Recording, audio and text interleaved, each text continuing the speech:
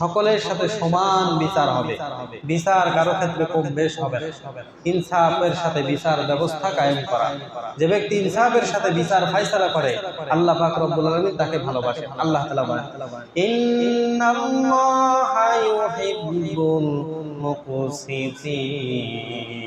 নিশ্চয় আল্লাহ পাক রব্বুল আলামিন ন্যায় বিচারকারীকে ভালোবাসে। যারা ন্যায় বিচার করে আল্লাহ তাআলা তাদেরকে ভালোবাসেন। ন্যায় বিচার করেছিলেন রাসূল কারীম সাল্লাল্লাহু আলাইহি ওয়াসাল্লাম। বনু মাখজুমি গোত্রের এক মহিলা চুরি করে। চুরির পরিমাণটা ছিল বেশি।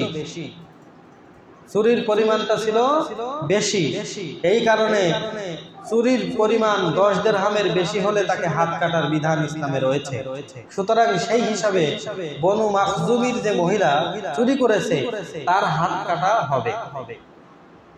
সাহাবা একরামরা চিন্তা করলেন, বনু মাখজুমি গোত্রের মহিলা, বনু মাখজুমি গোত্রটা বিরাট বড় একটা সম্মানী গোত্র, তাদের ভিতরে বিরাট বড় বড় ব্যক্তি, প্রভাব প্রতিপত্তিশীল ব্যক্তিরা আছে।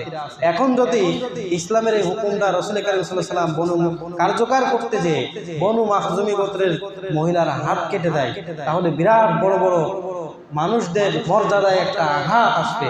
এটা তারা কখনোই মেনে নেবে না। সাহাবা একরামরা বললেন যে রাসূল সাল্লাল্লাহু আলাইহি ওয়াসাল্লামকে এই বিষয়টা বলা দরকার। তো কোনো সাহাবী এই কথা বলার সাহস করছে না, কারণ এটা আল্লাহর হুকুম, আল্লাহর বিধান, নবীজি বাস্তবায়ন করবেন। কোনো সাহাবী নবীজির সাথে বলতে পারছে না। সবাই এক সাহাবী বলছে আপনি যে বলেন, বলছে না আমি নবীজির সামনে এটা বলতে পারবো, আপনি যে বলেন। এক সাহাবী আরেক সাহাবীর ঠেলে আপনি যে বলেন। তখন সাহাবীরা পরামর্শ করলো, আচ্ছা নবীজি ছোট্ট সাহাবী, ছোট্ট উসামা, এই উসামাকে নবীজি কারীম সাল্লাল্লাহু আলাইহি ওয়াসাল্লাম সবথেকে বেশি ভালোবাসেন। ছোট্ট সাহাবী বলে খুব ভালোবাসেন, মহব্বত করেন। আমরা এক কাজ করি, আমরা উসামার কাছে যাই, যে বলি যে এই বিষয়টা উসামার কাছে বলি, উসামা কানে কানে নবীজির কাছে যে বলো এই বিষয়টা এমন হয়ে যাচ্ছে। তো ওসামা রাজি হয়ে গেল। ছোট্ট মানুষ তো অত ইয়ে করতে পারেনি, অন্যান্য সাহাবীরা ভয়তে যাচ্ছে না, কিন্তু ওসামা টপ করে নবীজির কাছে যে কানে কানে বলে, ইয়া রাসূলুল্লাহ, সাহাবাকে আমরা পরামর্শ করে সবাই বলতেছেন বনু মাখজুমি বিরাট একটা বংশীয় গোত্র, একজন সম্ভ্রান্ত পরিবারের মহিলা চুরি করেছে, তার হাত কাটলে হয়তো ক্ষতির সম্মুখীন বা সমস্যা হতে পারে। এই কথা বলার সঙ্গে সঙ্গে রাসূল কারীম সাল্লাল্লাহু আলাইহি ওয়াসাল্লামের চেহারা লাল হয়ে গেছে, রাগে রাগে চেহারা লাল হয়ে গেছে। নবীজি বলছেন, ও সাহাবা একরাম শুনে রেখে দাও, বনু মাখজুমি গোত্রের বংশীয় মর্যাদাশীল মহিলা চুরি করেছে, আমি তার হাত কাটবো, সমস্যা হবে। তোমরা সবাই শুনে রেখে দাও, আমি নবীজির কলিজার টুকরা ফাতেমাও যদি চুরি করত, আমি নবী ফাতেমার হাত কেটে ইসলামের বিধানটা বাস্তবায়ন করে ছাড়তাম। সুবহানাল্লাহ। আমার মেয়ে চুরি করলেও সেখানে কোনো ছাড় দিতাম না। তাহলে এখানে কোনো ছাড় পাওয়ার কোনো কথা নয়। ইসলামের বিধান সবার জন্য সমান। নবীজির মেয়ে চুরি করেছে বলে শাস্তি কম হবে। অন্যের এমপি মন্ত্রীদের সন্তানরা অপরাধ করলে তারা পার পেয়ে যাবে, মুক্তি পেয়ে যাবে। আর অন্য সাধারণ মানুষের সন্তানরা অন্যায় করলে তাদের জেল ফাঁসি হয়ে যাবে। এটা ইসলামের এটা সুন্দর কি নয়, বিচার ব্যবস্থা নয়। আমরা দেখেছি এমন একই কেসের ভিতরে দুইজন ব্যক্তি খালাস পেয়ে যাচ্ছে আর একজন ব্যক্তির ফাঁসি হয়ে যাচ্ছে। কেন? অপরাধ তো তিনজনের সমান ছিল, তিনজনের ফাঁসি হওয়া দরকার ছিল। কি জন্য একজনকে ফাঁসি হবে, দুইজন কি জন্য খালাস পেয়ে যাবে, মুক্তি পাবে? এর রহস্যটা কোথায়? অপরাধ যদি একই হয় কি জন্য মুক্তি পাবে? তাহলে দুই নম্বরই আছে ন্যায় বিচার নয়। আল্লাহ বলেছেন ইন্নাল্লাহা ইউহিব্বুল মুকসিতিন, ন্যায় বিচারকারীকে আমি ভালোবাসি। ন্যায় বিচার ন্যায় বিচার করেছিলেন রাসূল কারীম সাল্লাল্লাহু আলাইহি ওয়াসাল্লাম, ন্যায় বিচার করেছিলেন সাহাবা একরাম, অর্ধ পৃথিবী শাসন করে ন্যায় বিচার করেছেন। হরমুজ ইবনে কিসরা, পারস্যের রাজা বাদশা, তিনি মানুষের ভিতরে ন্যায় ইনসাফ কায়েম করতেন। বাদশার দরবারে একটা বাক্স ছিল, ওই বাক্সের ভিতরে সবার অভিযোগ লিখে কাগজে লিখে বাক্সের ভিতরে ফেলবে, আর বাক্স বাদশা নিজে সেই বাক্স খুলবে। আরেকটি আশ্চর্যজনক ঘটনা ছিল, সেটা হলো বাদশাহ ন্যায় বিচার প্রতিষ্ঠা করার জন্য তিনি একটা সূক্ষ্ম পদ্ধতি অবলম্বন করেছেন, যারা সাধারণ মানুষ হুট করে তারা বাদশার সামনে আসতে পারবে না।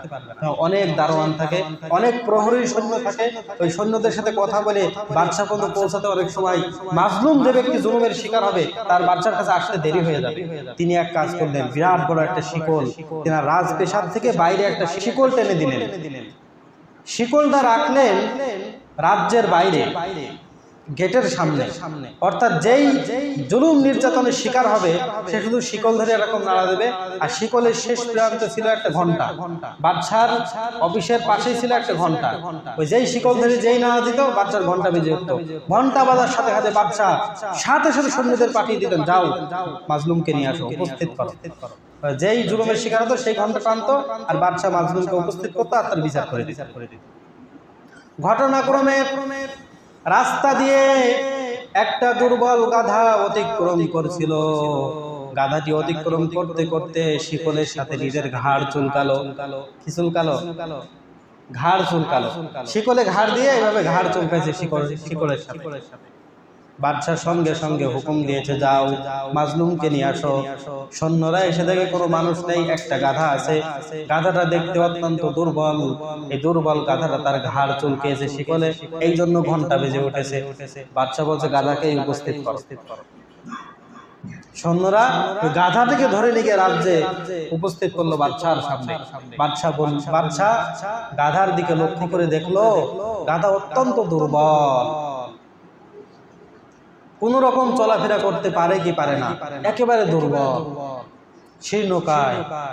তখন বাদশা বলল, গাধার মালিককে উপস্থিত করো। সৈন্যরা গাধার মালিককে তালাশ করে নিয়ে আসলো, নিয়ে এসে রাজ্যে উপস্থিত করলো। বাদশা বললেন, গাধার পিঠে তুমি চড়ো, গাধার পিঠের উপরে অনেক মাল দিয়ে তুমি বহন করো, আর গাধার যখন তোমার কাজ যখন শেষ হয়ে যায় ক্ষুধার্ত অবস্থায় গাধাকে তুমি রাস্তায় ছেড়ে দাও। আর গাধা ক্ষুধা পেট নিয়ে রাস্তায় রাস্তায় ঘুরে বেড়ায়, তাকে খেতে দাও না। সুতরাং তুমি গাধাটিকে বাড়ি নিয়ে যাও, গাধার থাকার সুন্দর একটা জায়গা দিবা, আর সে যেই পরিমাণ খাবার হক রাখে, যেই পরিমাণ খাবার সে যোগ্য, তাকে সেই পরিমাণ হক অনুযায়ী তাকে খাবার দিবা। আর সে যেহেতু দুর্বল হওয়ার কারণে তার সাধ্যের উপরে কোনো বোঝা তার পিঠের উপরে চাপিয়ে দিবা না, গাধার সাথে তুমি ন্যায় বিচার করবা। এইভাবে বাদশা ফাইসালা করে দিল। তাহলে আগেকার রাজা বাদশাদের ফাইসালা ছিল, মানুষ নয়, কোনো গাধাও যেন কষ্ট না পায়, কোনো গাধাও কোনো পশু প্রাণীও যেন জুলুমের শিকার না হয়। আজকে সেই কোথায় খোলাফায়ে রাশেদার সোনালী দিন কেন যে ফিরে আর আসে না, সকলে পেতার অধিকার কেন যে প্রাণ খুলে আসে না। খোলাফার যুগ যদি আবার ফিরে আসে, ইসলামী শাসন ব্যবস্থা সামনে আবার আসবে ইনশাআল্লাহ, সেদিন আমরা দেখব যে ইসলামী আইন, ইসলামী হুকুম মানুষেরা নিরাপত্তায় শান্তিতে কিভাবে বসবাস করে।